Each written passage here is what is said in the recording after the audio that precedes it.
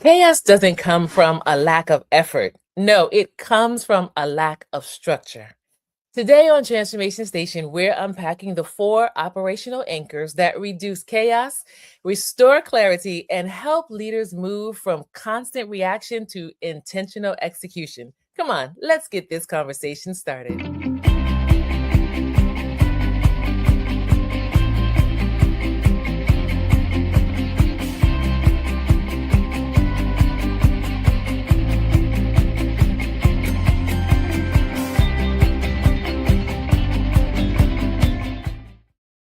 Welcome back to Transformation Station, the podcast where leadership meets clarity and transformation meets action. I'm your host, Adrienne Benton, and today's episode is about something every leader wants: fewer fires and better flow. Our guest, Harrison Tash, brings practical insight into what he calls the operational four core systems that help organizations reduce friction, align teams, and operate with purpose. And I can't wait to talk to him. But before we do, I want to start off by saying thank you to you. Why am I saying thank you? Oh man, well, here's why. Because of you, we hit 3,400 downloads. Yeah, that's right. Go ahead and give yourselves a round of applause because you have been such an amazing community who has been listening and engaging and sharing. We hit 3,400, but guess what? This is not the end. We've only just begun. So I want to invite you. We're in season 3. If you missed even one episode of season 1, or season 2, I need you to go back, get the replays on YouTube, Facebook, LinkedIn, wherever you prefer. Go ahead, hit that button, those buttons, love, like, share, listen to the replays, and allow Transformation Station Leadership Podcast to truly be global and go all around the world. Well, listen, I want to get this conversation started. I'm super excited to talk with you today about our guest. His name is Harrison Tash. He is the author and illustrator of Exit Without Leaving and the founder of Living Water Consulting, where he and his team have helped hundreds of business leaders transform their leadership, scale their operations, and add more to their bottom line. And whether it's refining leadership, streamlining systems, or building a thriving company culture, his mission is simple: help leaders build a business that thrives with them but doesn't depend on them. Transformation Station. Listen, Harrison, it is wonderful to have you with us today. Welcome to Transformation Station. Yes, appreciate it. Thanks for having me on. Absolutely. Well, listen, this is a really great conversation because it's a relevant one that I know that all the leaders in our community can absolutely connect with. So I want to say this, one of the things that stands out about your work, Harrison, is how it brings order without rigidity. Leaders, many times we confuse chaos with complexity, when in reality, chaos usually comes from missing fundamentals. So I want to start off with this question. Harrison, when leaders talk about chaos in organizations, what does it usually look like operationally and why does it exist? Yeah, that's a good question. I think we can always track these kind of problems that we have in our organization. We can track them down to the boots on the ground. We see the end results. And I think a lot of times we focus so hard at those end result places. We say, oh, we have an employee who's not following the compliance. They're not doing what they're supposed to be doing. We set task out for them and they went a different direction and now they messed up and now client's mad. And we focus on this end result so much that we miss where is the downstream problems. What is the foundational problems that we're needing to focus on? And I always boil it down to this: it's people and process, right? We can boil it down to those two broad areas. We can say it's either something's going on with your leadership, your managers, your mid-level, right? Or something's going on with the processes, the systems, the things in which we know help create consistency in our business. And so that is the two, I guess, areas I would say is, and when we think about chaos, we have to figure out what it really is, right? Where is the chaos? What does it look like? Can we define it? And if we can define it, then we can start to figure out exactly what it is that we need to focus on. I love that. So let me ask you this then. So to help our leaders be able to get a visual picture, can you give us an example of what operational chaos, how it often shows up?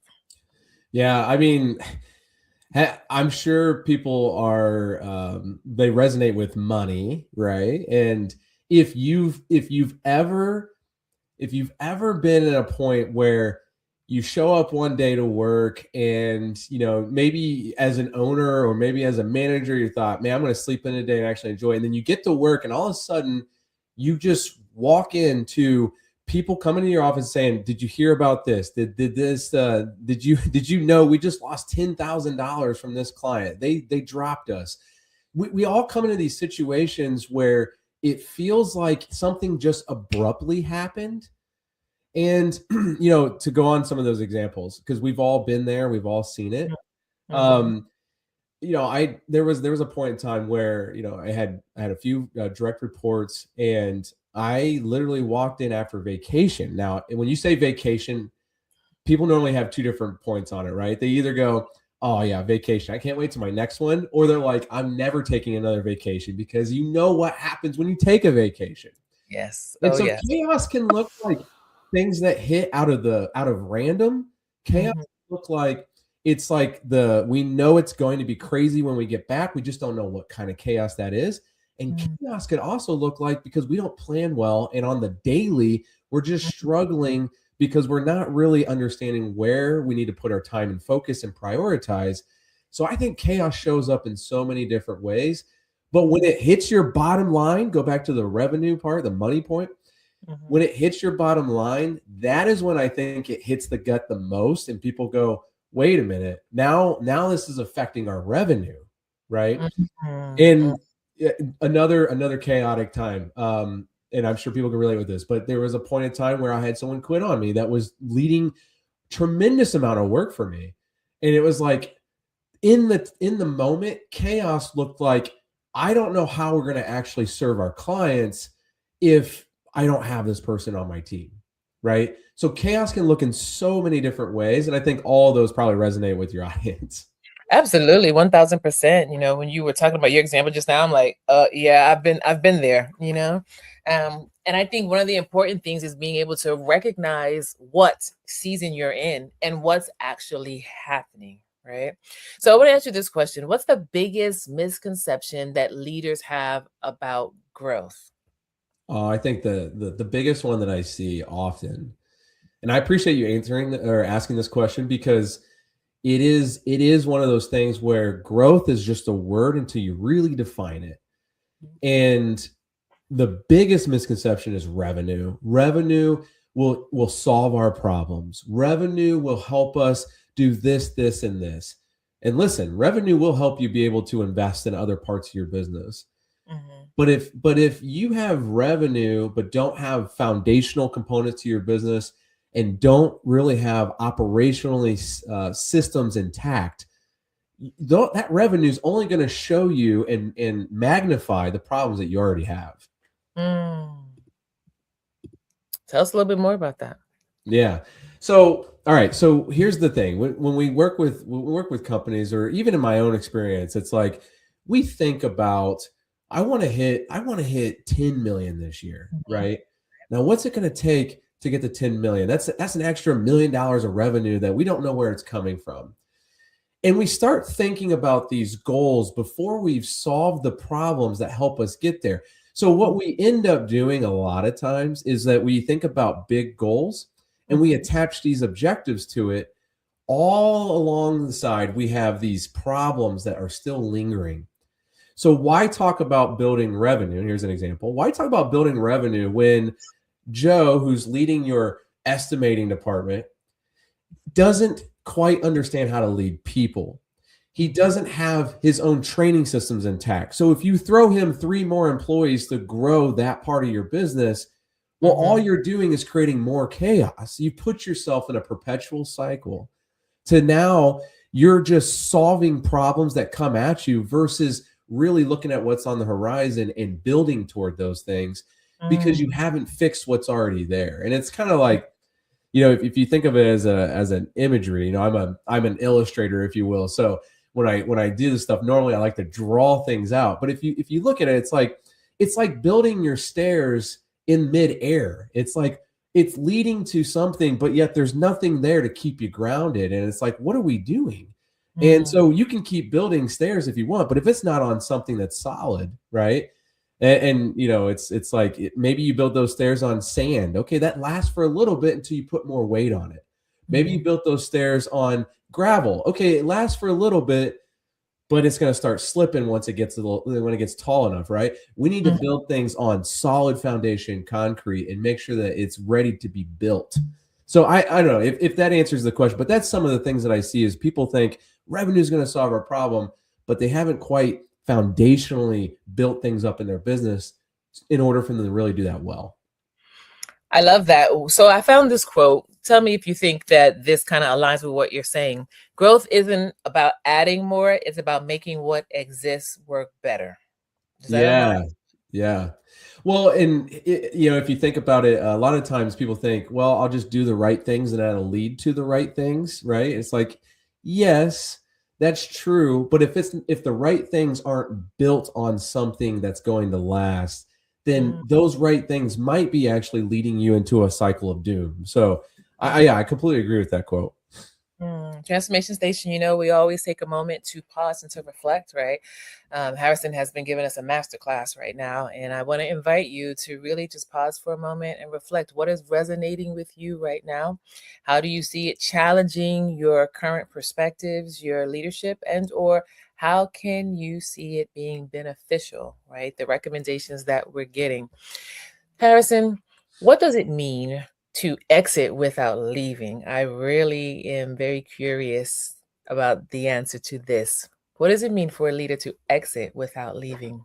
Yeah, the premise of writing the book was I saw a lot of owners, I saw a lot of leaders. They built something great, Mhm. and it's impressive when you see someone go from 1 million to 10 million in the course of 7 years. You're just like, that's impressive. But when you talk to them, they have all these fears attached to it. They're like, this isn't sustainable. Like, I can't keep working like this. I feel a little trapped in the thing that I've built. I feel like I've made it too dependent on me, or that my face is the business. I feel like that when I wake up, I'm not sure if I have what it takes to keep this thing running. And here's the thing that I want to tell your audience is I've worked with people for $500 million companies, and they have the same exact thoughts. So if you're building a business that's at 2 million a day and you're thinking, I can't keep this afloat, guess what? The guy who's built a $500 million business is actually thinking the same thing. And so, writing this book was to help people understand that there are components that you do need to look at that actually show you, that help you, guide you to understand how to create a self-sustaining business, one that doesn't depend on you. But here's what I always love to say. I wrote this book because I want people to hold on to the things that they love, not Mm. just to sell it out of fear, not to just to let it go out of fear, or not to keep going out of fear. I want people to love it, and I want them to wake up knowing that they built something that if they did happen to step away, it's still going to run. I love this. I love this. And I need to get a copy of your book, most definitely. So, as we were preparing for this, I was thinking of a few things, and I'm going to share with you what I kind of took away from what I gleaned from what I was able to investigate with what you're writing. And tell me if you think this is in alignment. If not, then feel free to correct and clarify, right? Yeah, yeah. It's the shift from being the bottleneck to building the system, from being the fixer to developing capacity, from being everywhere to being essential when it matters most. Mm, yeah, that's really good. I mean, essentially, you've got to learn to put your focus where only my dad is a great mentor, and one of the things that he's told me is what are you doing today that somebody else can do so that you can do something that nobody is doing right? Mhm. And that is what we've all got to look at as leaders of departments or businesses. We have to look at it and say, what can I actually empower someone to do? And then I need to start looking for things that nobody else is doing so we can make this business better and grow it even more, right? Mm. Yes, yes. I'm sorry. I'm engaged in what you're saying. This is really good. um, I think I remember years ago when I first got into leadership, there was someone who said to me, and this is a phrase many of us have heard over the years, but they said, how you know you're leading well is when your people can still keep things going and you don't have to be there to give them directions. And that's something that I have held on to, and as I listen and read into your concept of exit without leading, for me, I kind of see it like it's that leader who's still there and present, but stop solving every problem, right? You give people the space to make mistakes, to kind of figure it out with guidance, right? Right. Um, that leader who gives clarity and doesn't, cause the team to have to always figure everything out like as we're going along, right? Takes away Yeah. that frustration and builds elements of trust again so that your team and your people can take ownership. Does that kind of sound like the direction, when you Yeah, talk about. beautifully said. That's the power of having two people speak to a topic, right? Is that, how I say it versus how you say it. It was beautifully said. And I completely agree. Like if you walk away for a week or 2 weeks, um, and it doesn't feel like it's crumbling, that's really good. But that still doesn't mean that it's self-sustaining.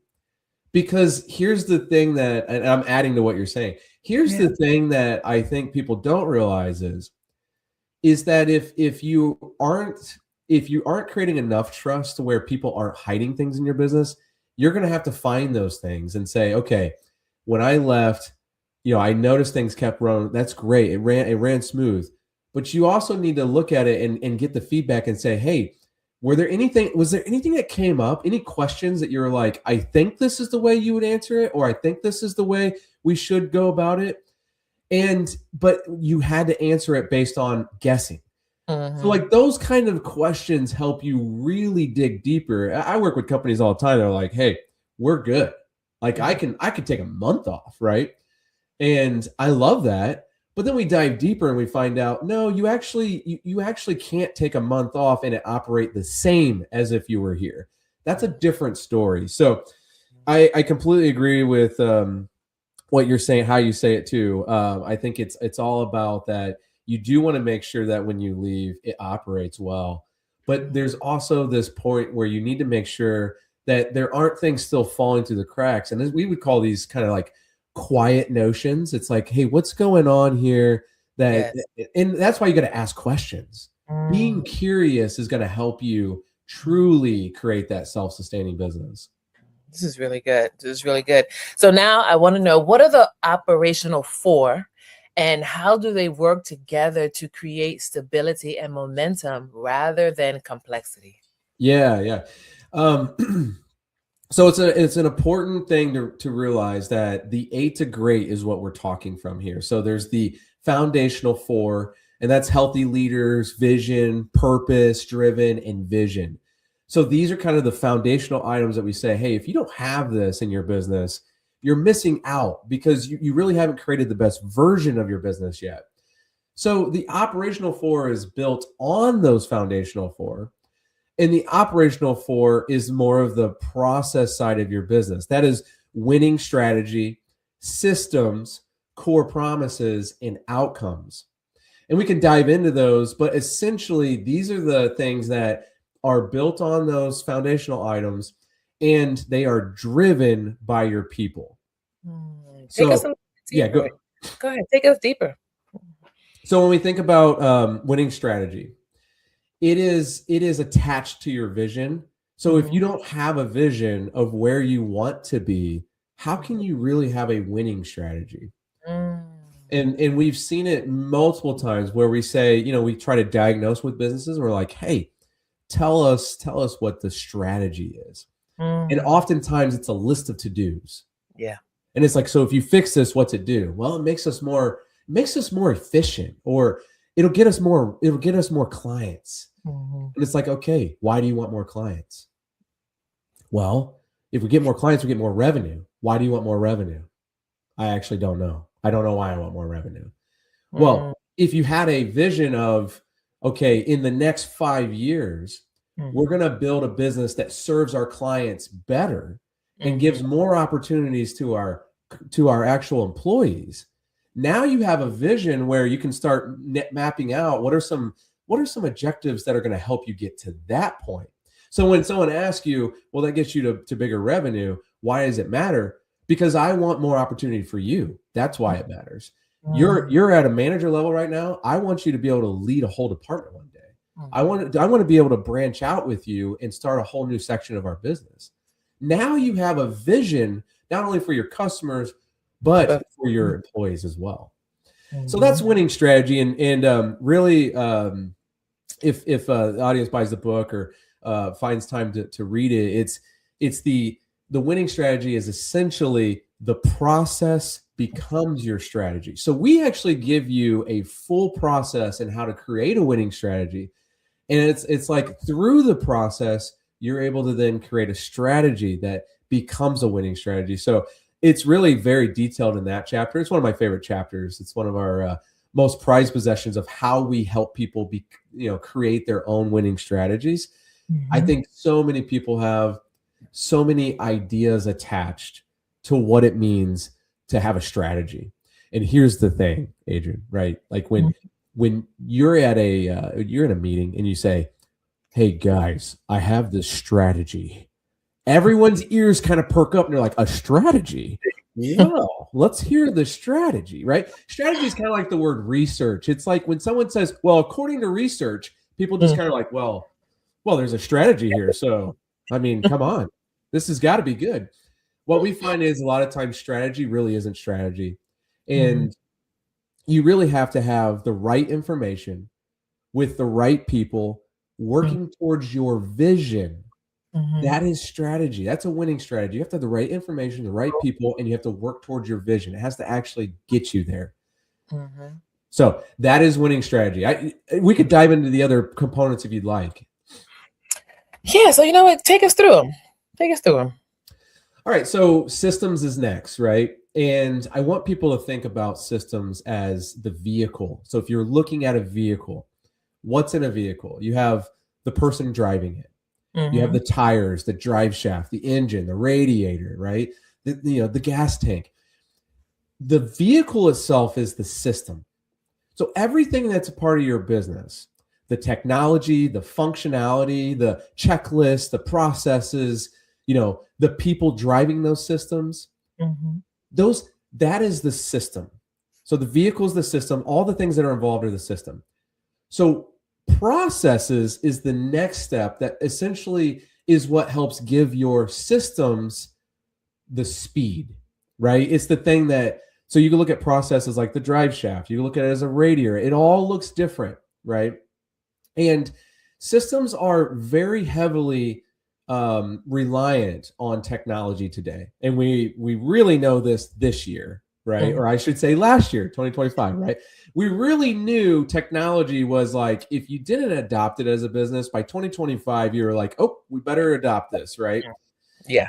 And so technology is a huge piece of systems, but oftentimes what I see is that we implement these great softwares, right? We have this amazing software. It's a CRM, right? Like it's got all our client base in it. Or we get this operational software, like this is exactly what we need. And then they're like, a year later, like, why in the world do we still operate like we did last year? We just implemented all this software, but why do we operate so like the exact same? And the reason is because you don't have the processes and you don't have the right people to help those systems really take off and make you more efficient and give a better customer experience and to help your employees have less headaches. I love that.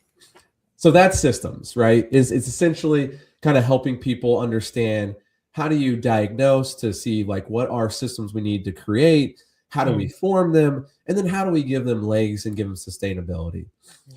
And if there's anything that people need to take away on systems is, don't just buy everything that comes at you because it promises you it's going to make your life so much easier. When we get 20,000 systems and we try to connect them and we're like, well, wait a minute, we have this software, this software, this software, this one does this one, but this does this thing here. So now we have a customer relationship management system. And now we have this really cool AI tool that connects to it. And it's like, well, hold on, like, are they actually providing value to your employees and customer? If they're not, then you need to figure out what needs to go, because we get them so convoluted and complex that they don't actually work anymore. So that's systems. The next one is core promises. Core promises. Okay. Yes, and core promises is very distinctive to our own to our own models, if you will. So our business, this is something that we've created and that we've said like, hey, this is very unique, and this is why we put it in the operational 4. If you're running a business right now, listening to this, I want you to really straighten up and really hone in on this part. Core promises are what make you so unique that customers can't help but to come back to you. And the reason why core promises are so important, for one, they're measurable. So you're going to really like this because they're very measurable, and that is the power of them. But here's what people end up doing in their kind of, let's just call them non-corporate type of so privately held type businesses. They try to compete with the corporations. And if you're going to compete with the corporations, it's like David versus Goliath. And so if you don't have that one stone that you can really sling and hit that giant, it may not work out for you. You're in a pool full of sharks. You've got to figure out how to stand out. Core promises help you do that. I'll give an example and share what core promises are through example versus kind of sharing the meat of the chapter, if you will. Sure. Core promises are essentially, a great example is Chick-fil-A. So if you think about Chick-fil-A, you go through their line, and what happens, like you pull up and you're like, oh my Lanta, there's like 500 cars in this drive-through. But you get stuck in line anyways because you can't get out of it once you're in it. So you get in there, and all of a sudden, 10 minutes later, you're like, oh, I got my food. That's amazing. So one of their core promises literally is that they have fast service, right? Now think about some other fast food restaurants that you know. I've pulled in and been the only car at some of those fast food restaurants, and it's taken longer than what it takes Chick-fil-A to get 500 cars through the drive-through. Okay, so there's that. But then when you get your food and it's so nicely wrapped and it looks nice. It's not like grease isn't popping out of the bag. It's folded. It's very nice looking. You grab that bag and you say, thank you. What do they say back to you? My pleasure. My pleasure. Core promises are rooted in being measurable, but they're rooted in being connected to your purpose and your values. So when they say my pleasure, it is not just a saying. It's something that customers love to hear because it's service. You see their service and you hear their service. So what do you think happens when someone says thank you and a manager is sitting over there and the employee says, sure? What do you think happens? That Chick-fil-A manager comes over to the employee and says, hey, at Chick-fil-A, we say, my pleasure. It's measurable. Why? Because we want people to know that we have gratitude in our hearts. We are the type of people that when we serve someone, we love doing it. It's got to come from a genuine place. And then that employee is like, okay, like I need to adopt that or else I can't work here. Right. And so in the book, I give some more examples of what core promises are. But here's the thing. We often think of things that hit the customer. we also need to think about things that hit our employees, because Mhm. it's just as important. It's actually more important that we treat our employees well, because they will in return treat our customers well, right? So Yes. here's the thing. Chick-fil-A, go back to the example. Hmm. Another core promise of theirs, closed on Sundays. Hmm. Closed on Sundays. And Hmm. so if an employee, you know, applies there, they know on Sundays they're getting that day off. That's a Yes. core promise to their employees. It's also a core promise to their customers that when they get served, it's going to be done really, really well. So Yes. that's what core promises is about. And the question is why do we need it? Because if we don't have core promises, we don't have unique businesses that stand out from the Mhm. big corporate giants. And then what do we end up doing? We end up trying to beat down for price. And Mhm. guess what? You're going to go out of business because the corporations have more resources than the smaller businesses. Every time. Every time. So stand out, be unique. Yes. Yes. And there's one more, right? There's one Oh, more, outcomes. yes. Outcomes, I'll just say it as plainly as it is, it's results. You Mhm. need to track results in your business. Oftentimes we see companies who literally they go on saying, we got this much revenue, we look awesome this year. And then we say, well, what was your net profit versus from last year? They're Mhm. like, well, I mean, it went down a few points, but that's okay. And it's like, well, we probably need to track those things. Why did the net percentage go down? Well, go up in this instance. Why did the net percentage go up? Like, if it goes up, that's great. If it goes down, well, why did it go down? And so Mhm. if you're gaining revenue, but your net is not actually increasing with it or Mhm. staying the same, we got to say, what's the reasoning for this? Is it part of the industry? Is it just the way it is? Or if it is just the way it is, can we solve it? Mhm. Outcomes also is very behavioral. So it's not just attached to numbers. It's not just attached to objectives. It's also behavior. And I Mhm. would say this, if you don't hold your leaders of your business accountable to their behavior, meaning do they encompass the values that we stand for as a company? Mhm. So go back to Chick-fil-A. If you don't genuinely want to serve people, don't work there, right? Mhm. That's an outcome tracked. So if Mhm. you hire someone and you start to see their behavior doesn't align, well, you better correct it or get them out quick, because Right. Right. it's going to affect your bottom line eventually. Absolutely, 1000%. And leaders, as you're listening to this conversation that we are having with Harrison, we want to invite you to make this applicable to your scenario, right? He gave us the illustration of Chick-fil-A. They have core promises, and everyone falls in line with that. What about your organization? Have you clearly mapped out the vision? Does everybody understand the goal or their core promises that your organization, that your team gives to your clients, your customers, that are foundational for legacy, right? So that it's not just this is what we need to do this month, this is what we need to do to meet that goal next month, but we just have a legacy of core promises. And so I want to end on this note, because I know that there are leaders that are listening and watching right now. And, we have the whole range, right? We have those that are ready to jump in the different of the four of the operational four. They're in different places, right? But I want to speak specifically, if you could speak specifically for the leader that's listening and watching right now, that's feeling overwhelmed. They're like, hey, Harrison and Adrian, this is a great conversation. I get it. I understand. I'd love to do it. However, I'm feeling overwhelmed right now. Which of the operational four should a leader who's feeling overwhelmed right now focus on first? And what's one simple action that they can take this week?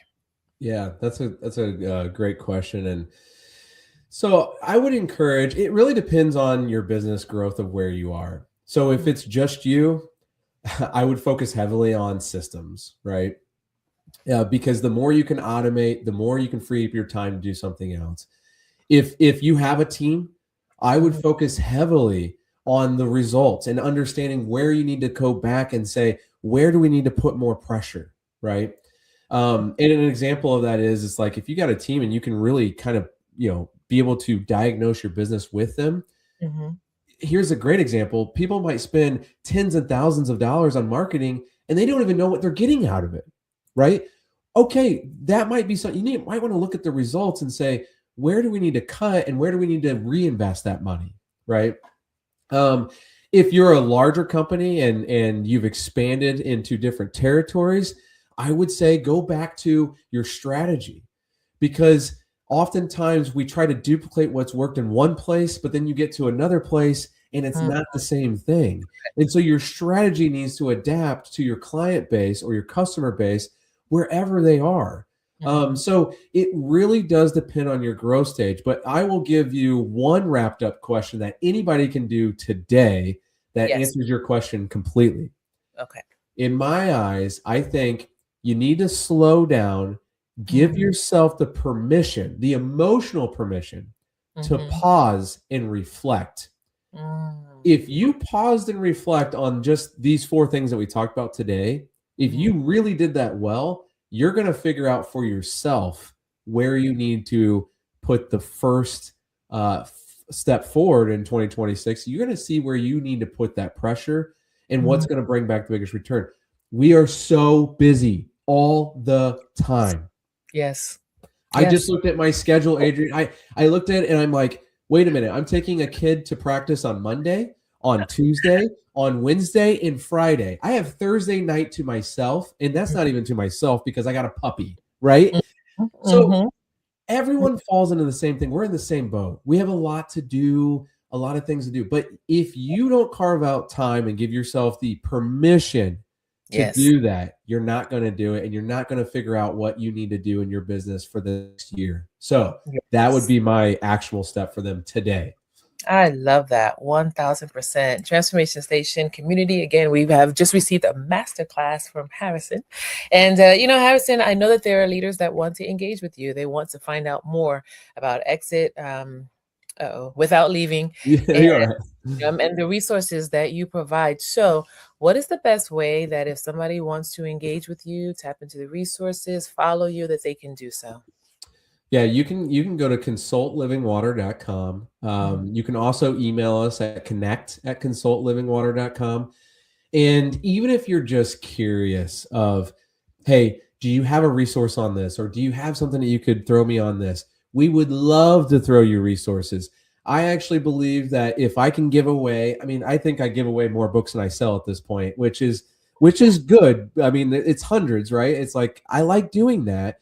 But at the same rate, I want people to buy it, because if you Right. buy it, you'll have more opportunity. You'll actually have a psychology to the brain that you'll want to read something that you buy, right? So Right. but find us there. We would love to help you get as many resources as you need, and a lot of those can be free. So why Mhm. not do it, right?